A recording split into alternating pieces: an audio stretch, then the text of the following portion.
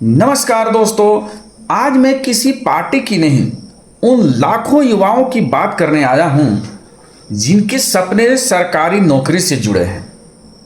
जी हां दोस्तों, आज राहुल गांधी जी दिल्ली में युवाओं के लिए सड़क पर हैं, धरना दे रहे हैं, सरकार से सवाल पूछ रहे हैं, कह रहे हैं कि युवाओं के साथ अन्याय नहीं होना चाहिए। बहुत अच्छी बात है। तो राहुल जी, अगर युवाओं के साथ अन्याय नहीं होना चाहिए तो मेरा एक छोटा सा सवाल है कि क्या झारखंड के युवा इस देश के युवा नहीं हैं? क्या यहां के छात्रों के सपने उनका कोई कीमत नहीं है? झारखंड में भर्ती परीक्षाओं को लेकर सवाल उठ रहे हैं, छात्र अपनी बात कह रहे हैं, विपक्ष जांच की मांग कर रहा है। ऐसे समय आपकी आवाज झारखंड के युवाओं के लिए क्यों नहीं सुनाई देती? और अब हेमंत सोरेन जी से मेरी बात कहना है कि मुख्यमंत्री जी, यह झारखंड है, आपका राज्य है, यहाँ का हर युवा आपकी जिम्मेदारी है। जब हजारों छात्र भर्ती प्रक्रिया पर सवाल उठा रहे हों तो सरकार की पहली जिम्मेदारी क्या होनी चाहिए? यही ना, सच सामने लाना, निष्पक्ष जांच कराना, और अगर किसी ने गलत किया है तो उसे सजा दिलाना। यही तो जनता की उम्मीद है, यही तो जनता उम्मीद कर रही है। तो दोस्तों, एक गरीब घर का बच्चा सरकारी नौकरी के लिए कितनी मेहनत करता है यह वही जानता है जिसने वह सफर देखा हो।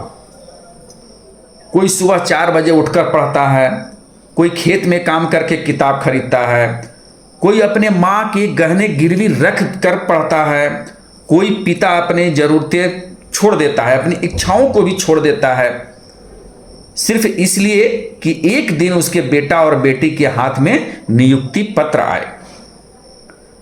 लेकिन जब भर्ती प्रक्रिया पर सवाल उठते हैं तो सिर्फ एक परीक्षा नहीं टूटती, हर परिवार की उम्मीद टूटती है, एक मां की दुआ टूटती है, एक पिता का भरोसा टूटता है। इसलिए यह मुद्दा राजनीति से बड़ा है। राहुल गांधी जी, अगर आप देश के युवाओं की बात करते हैं तो झारखंड के युवाओं की भी तो उतनी ही मजबूती से बात कीजिए। और हेमंत सोरेन जी, अगर आपकी सरकार पर सवाल उठ रहे हैं तो विपक्ष पर आरोप लगाने से पहले निष्पक्ष जांच कराइए। अगर सब कुछ सही है तो सच सामने आ जाएगा, और अगर कहीं गलती हुई है तो दोषियों पर कार्रवाई होनी चाहिए। देश की युवा अब भाषण नहीं चाहता, उसे समय पर परीक्षा चाहिए, ईमानदार भर्ती चाहिए और उसकी मेहनत का सम्मान चाहिए। याद रखिए, नेता चुनाव हार कर भी चुनाव लड़ सकता है, लेकिन एक गरीब परिवार का बेटा अगर उम्र निकल जाने के बाद नौकरी से वंचित रह जाए तो उसका सपना दोबारा वापस नहीं आता। इसलिए मेरी अपील किसी एक पार्टी से नहीं, हर पार्टी से है।